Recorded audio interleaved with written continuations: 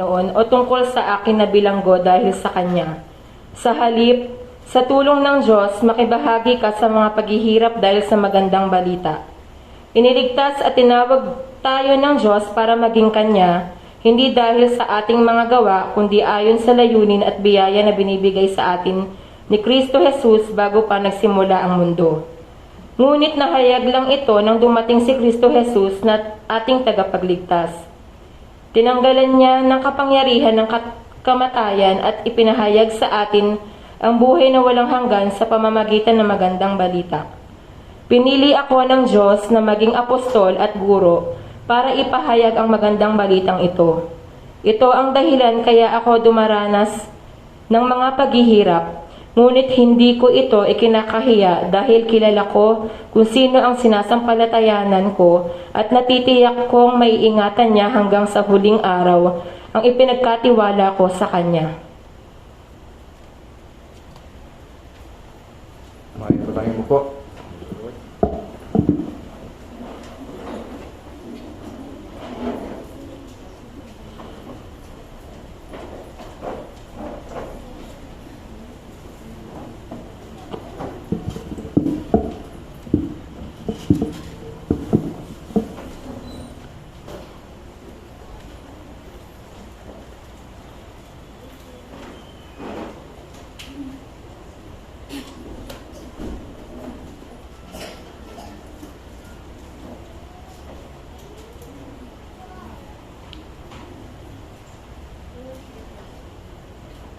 Praise the Lord.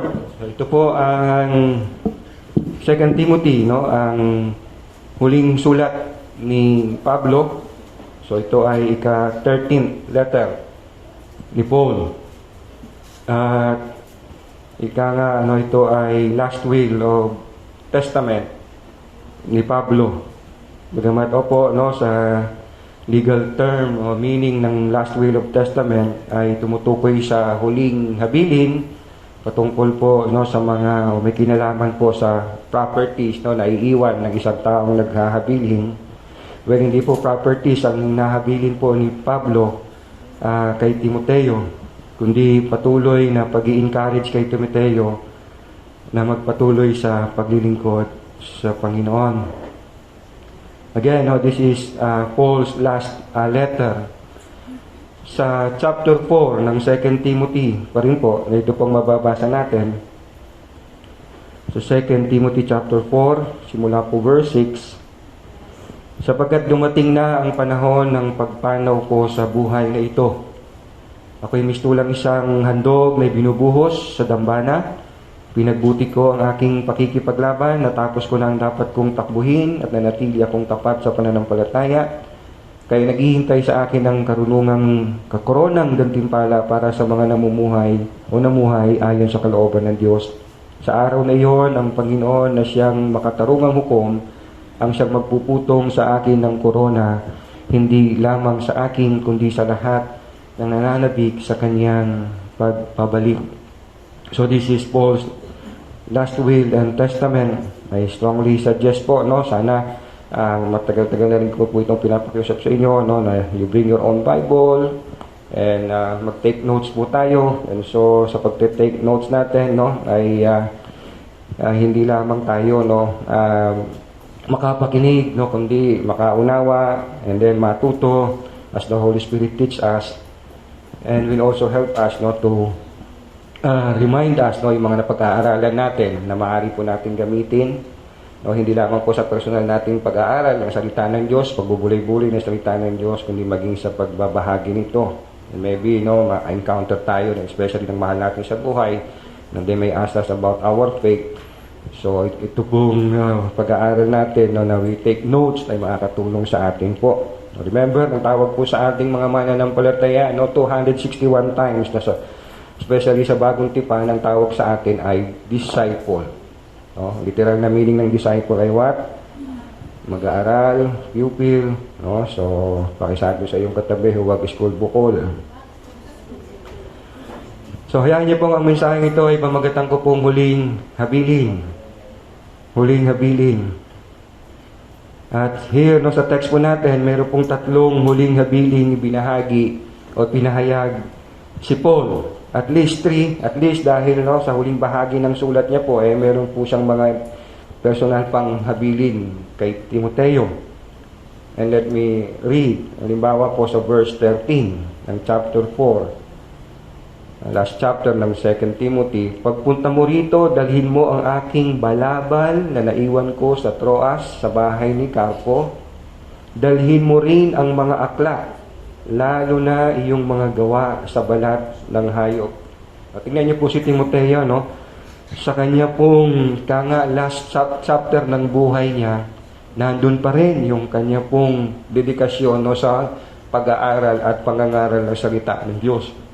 Nasabi niya kay Timoteo, no, nalalapit na ang aking paglisan sa buhay na ito, pero by the way, no, naiwan ko yung aking balabal, pakidala, pagpunta mo rito, at dalhin mo yung mga aklat na doon, no?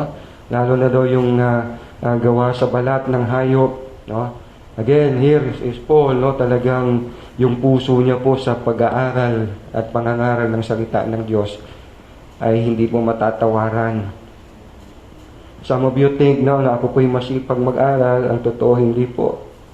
Ang totoo, gusto kong maging masipag sa pag-aaral at pangangaral. No? That's why I always, ito po ang aking pong prayer request, no, lagi sa mga nakakasama ko po sa ating pong prayer meeting. So now, tingnan po natin ang muling habilin ni Pablo kay Timoteo. Una pong habilin, sabi po sa verse 8, kaya't huwag kang manghihiyang magpatotoo para sa ating Panginoon at huwag mo rin akong ikakahiya na isang bilanggo alang-alang sa Kanya. So una pong habilin, huwag kang mahihiyang magpatotoo para sa ating Panginoon. In other words, don't be ashamed of the gospel. Huwag mong ikahiya ang mabuting balita.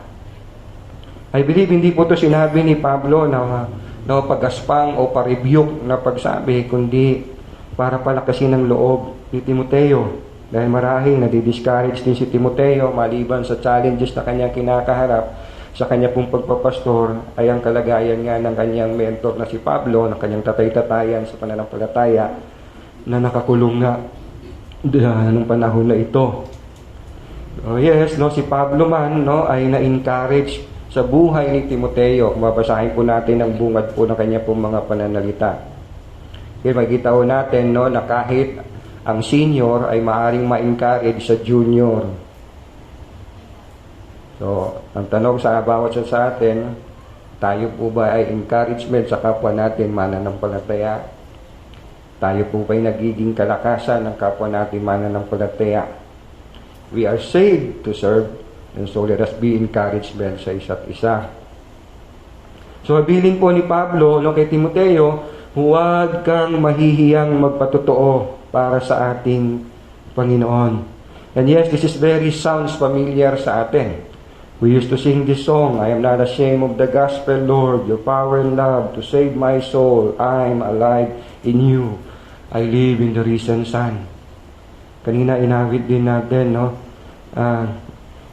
To the ends of the world, no? Jesus, I believe in you, and I would go to the ends of the world. I'm not ashamed of the gospel. This is very sounds familiar sa atin. Yan ang wika ni Pablo sa Romans chapter 1 verse 16. I am not ashamed of the gospel because it's the power of God that brings salvation to everyone who believe. Huwag yun na po akong sagutin, are you not ashamed of the gospel? I hope nahihiya ka not because hindi mo alam ang gospel. Sadya lang talagang, sabi nila, introvert or whatever. I hope nahihiya ka not because hindi ka pa convinced sa gospel. I hope at this moment, alam mo kung saang pahina ng Biblia ang maaari mong gamitin para ibahagi ang gospel. We are 19 years old na. Here in our text, no, Paul reminds Timothy of the gospel. No? Think about it, no? Ang kausap po ni Pablo dito ay pastor. And yet, si Pablo po, no, pinapaalalahanan pa rin niya ang pastor na ito na si Timoteo ng Ebanghelyo.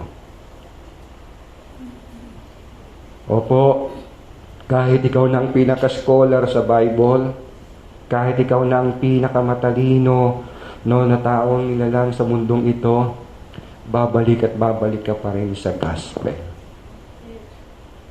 Gospel, sa pinakamatalino at sa simpleng tao, gospel pa rin ang babalikan.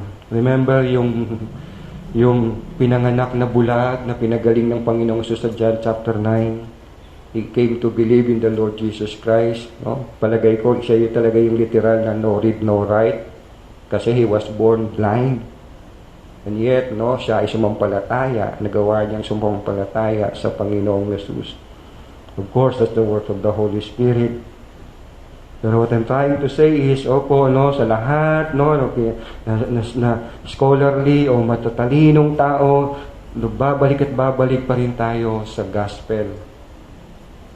Sa lahat ng mga natutunan natin as we grow in the knowledge of God, as we grow sa salita ng Diyos, it's still the gospel that brought us to salvation. Can you say amen? Anong sabi ni Paul about the gospel sa verse 9 and 10? Na naligtas at tumawag sa atin para sa isang banal na gawain. No, sa ating pong text sa 2 Timothy chapter 1. Again, verse 9, makita natin, it's all God's. It's God's. It's the gospel of God. It's all God's works. It's all God's mercy. It's all God's plan. Verse 9, verse 9, na nagligtas at tumawag sa atin. So, ang Diyos ang tumawag para sa isang banal na gawain. Ginawa niya ito, ang Diyos ang gumawa. Hindi dahil sa anumang nagawa natin, kundi ayon sa kanyang layunin. So, sa kanyang layunin at kagandahang loob, sa kanyang kagandahang loob. Sa simula pa, ito ay ibinigay na niya, siya ang nagbigay sa atin. So the gospel is the gospel of God. At ito ay patungkol sa anak ng Diyos, ang Panginoong Jesus. Tuloy ko po ang basa sa verse 9 ng last part hanggang verse 10. Sa pamamagitan ni Kristo Jesus. Ngunit ito hinahayag na ngayon nang dumating si Kristo Jesus na ating tagapagligtas, winakasan niya ang kapangyarihan ng kamatayan at inihayag ang buhay na walang hanggan sa pamamagitan ng magandang balita. Think about it, no? Marami po pwedeng sabihin si Pablo kay Timoteo, no, to encourage, no, si Timothy dahil malapit na siyang kunin o mawala sa buhay na ito. Ang ginamit pa rin niyang pang-encouragement is the gospel. Listen, may mga pagkakataon sa buhay natin, no, na tayo nadi-discourage, na panghihinaan sa mga nakikita natin, nangyayari sa atin, nararanasan natin. You go back to the gospel. You go back to the gospel. The power of God unto salvation. Let's read Romans chapter 1. Roma, kabanatang 1. At kung kayo po'y may Biblia, markahan niyo po yan. Basahin niyo ng paulit-ulit hanggang sa maisa puso at maisa isip ninyo. For here, no, nilatag ni Pablo ang mabuting balita.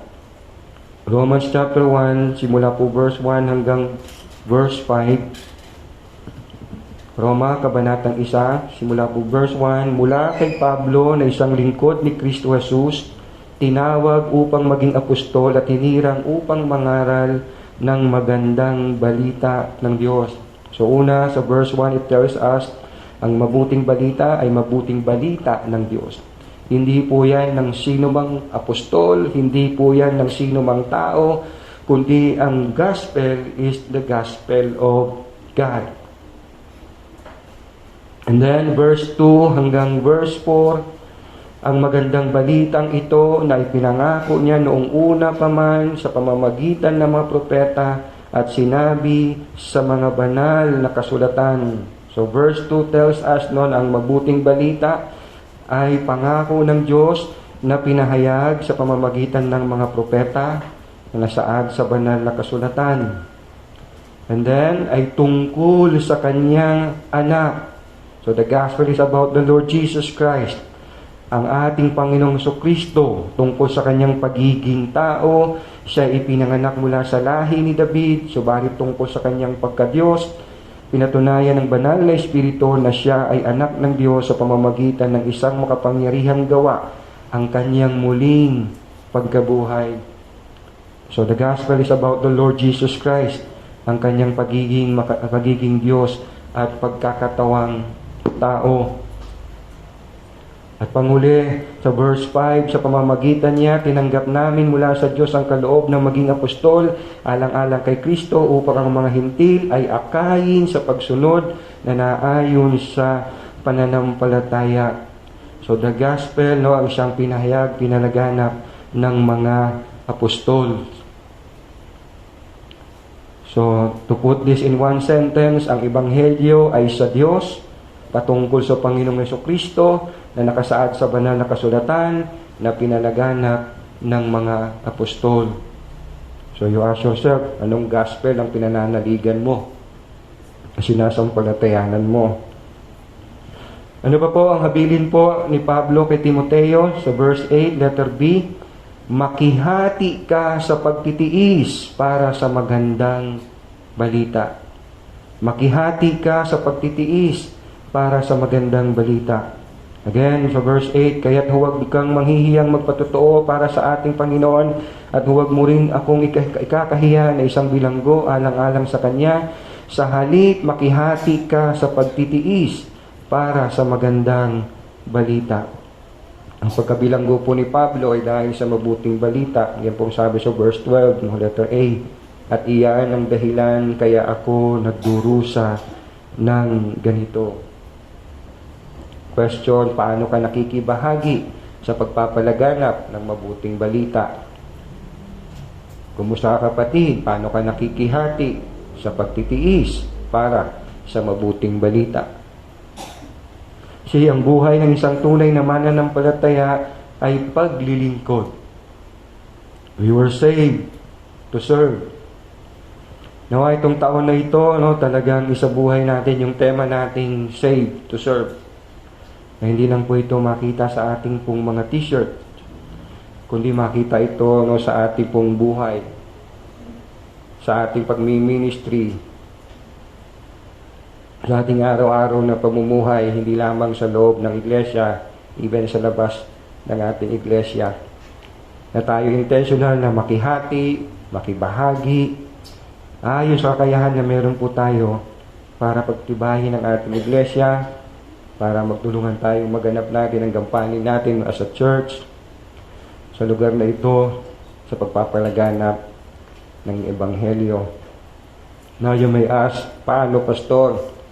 Of course, ang sagot ay share the gospel and shine for the gospel.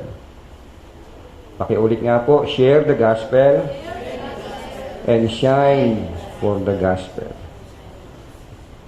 So let's share the gospel sa pamamagitan ng salita. Of course, kung di nyo kayang sabihin sa pamamagitan ng sulat. Shine for the gospel. Ipakita natin na we live worthy of the gospel. Napakahalaga ng ating pong patutuo. Honestly, hindi pa ako masyado nakaka-move on maliban sa ating karamdaman. Yung linggo, I'm quite disappointed nung oras ng kainan na natin. Hindi tayo nag-shine. May ilan pa naman tayong mga bisita. So let us share the gospel and shine for the gospel. Let me read Titus chapter 2. Sa Titus chapter 2, I'll be reading almost the whole chapter.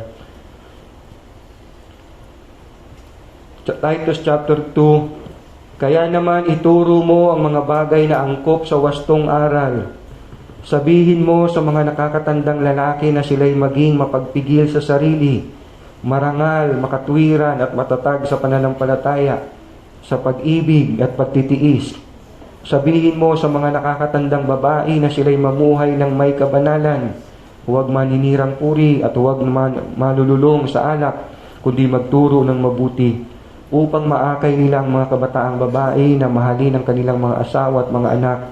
Ang mga kabataang ito'y kailangan ding turuan ng maging makatwiran, malinis ang isipan, masipag sa gawaing bahay, mabait at masunurin sa kanilang asawa, upang walang masabi ang sinuman laban sa salita ng Diyos nang dahil sa kanila.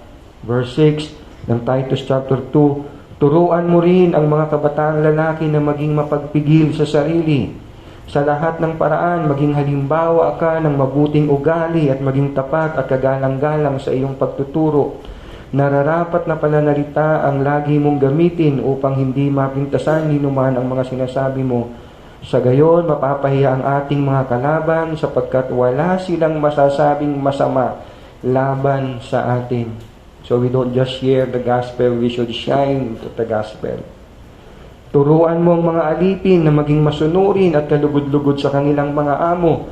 Hindi nila dapat sagot-sagutin ng mga ito, ni kupitan man. Dapat silang maging tapat sa lahat ng pagkakataon upang maipakita nila sa lahat ng nilang ginagawa ang kagandahan ng katuruan ng Diyos na ating tagapagligtas. Pwede niyo po ba akong samahan sa pagbasa muli ng verse 10? Ni kupitan man, dapat silang maging tapat sa lahat ng pagkakataon upang maipakita nila sa lahat nilang ginagawa ang kagandahan ng katuruan ng Diyos na ating tagapagligtas. Opo, no, kung meron pong pinakamagandang aral, no, sa buong buhay, sa buong mundong ito, of course, ang aral ng Panginoon. Can you say amen? And so, dapat itong makita sa atin. Hindi lang ito dapat marinig sa atin, dapat itong makita sa atin. So let us share the gospel, let us shine for the gospel.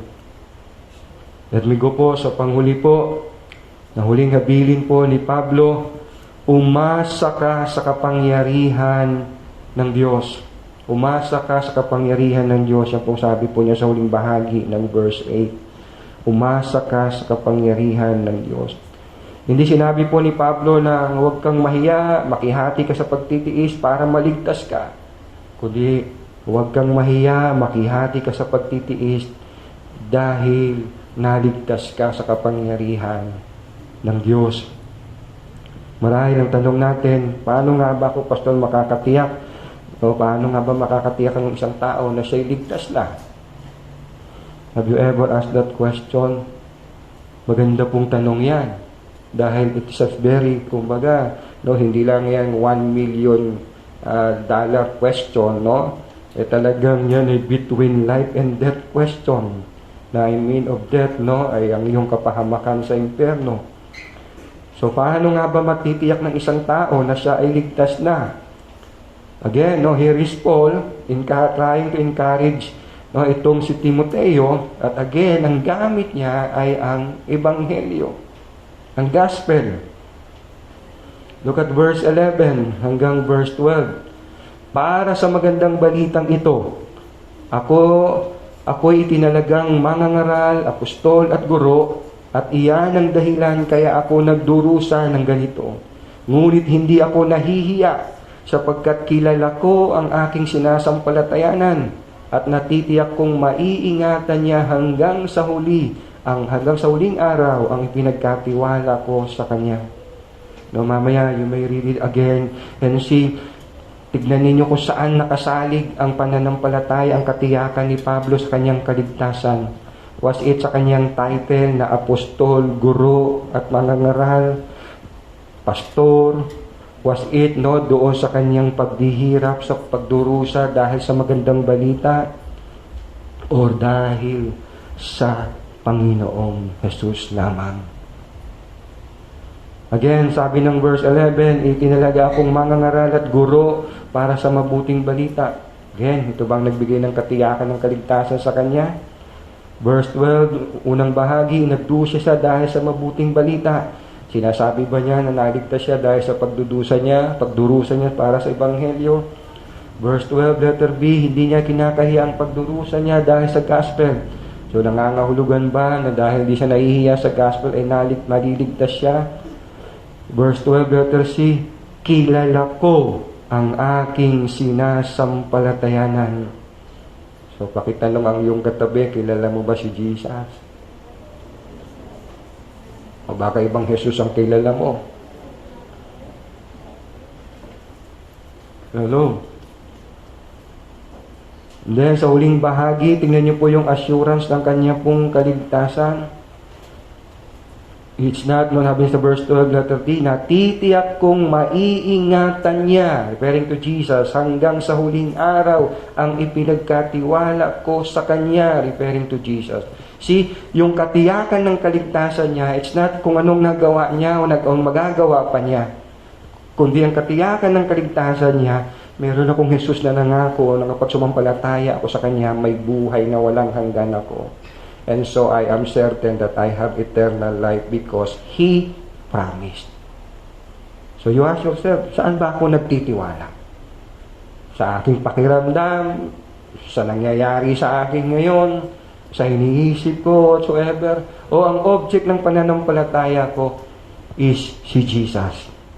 Na siya nagsabi sa akin, if I believe in Him, I will be saved. John 6:47. He who believes in me will be saved, will have eternal life. So again, you ask yourself, nasaan ng ating pong pananampalataya? Paano tayo nakatitiyak ng kaligtasan?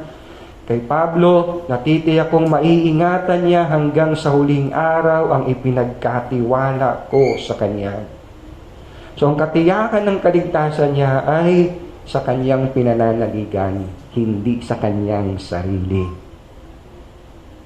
Kaya nga meron tayong sinasabing solos Christus, Christ alone. Again, you understand what Paul is saying? Ligtas ako, tiyak akong ligtas kasi tiyak natutuparin ng Panginoon ang Kanyang pangako sa akin. Anong pangako niya? Na kapag mananalig ako sa Kanya, may buhay na walang hanggan ako. Napakasimple ng gospel, right?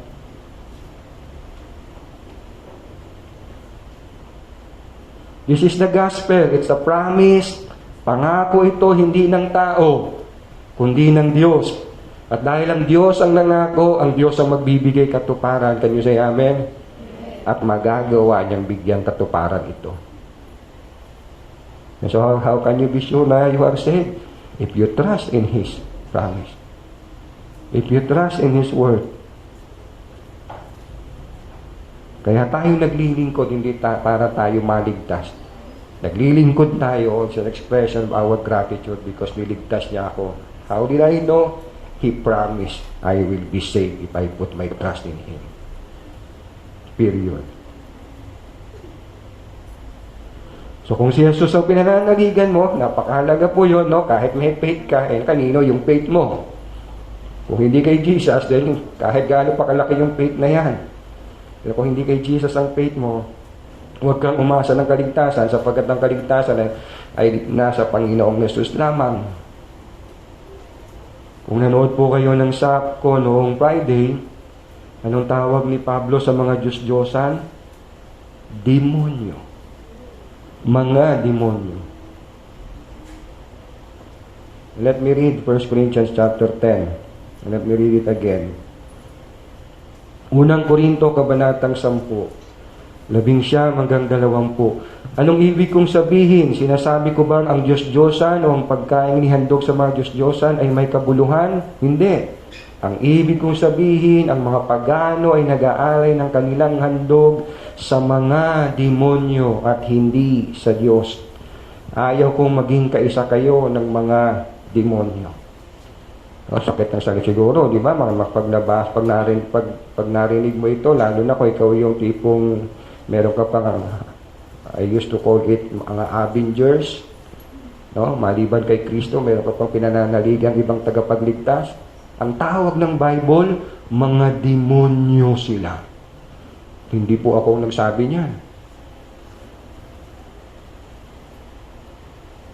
And so, kung ang object of faith natin ay maliban kay Jesus ay meron pang iba, hindi totoo ang pananampalataya natin.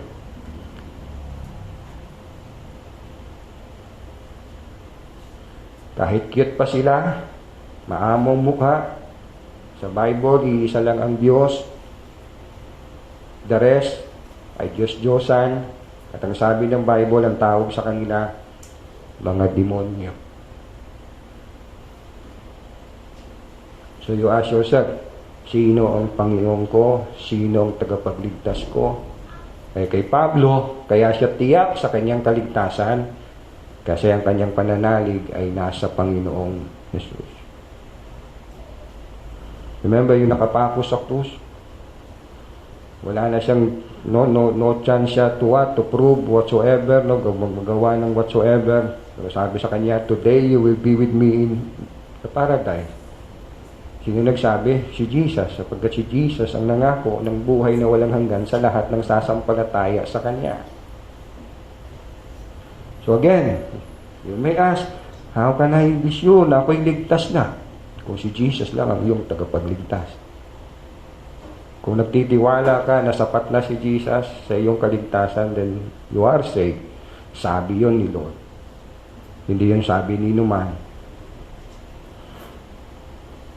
Alam nyo, I'm still, hanggang ngayon, I'm still wondering. Tingnan nyo po yung huling bahagi ng sulat po, huling talata ni Apostle John sa kanyang unang sulat, 1 John chapter 5. And here I will end. Unang Juan, kabanatang 5, last verse.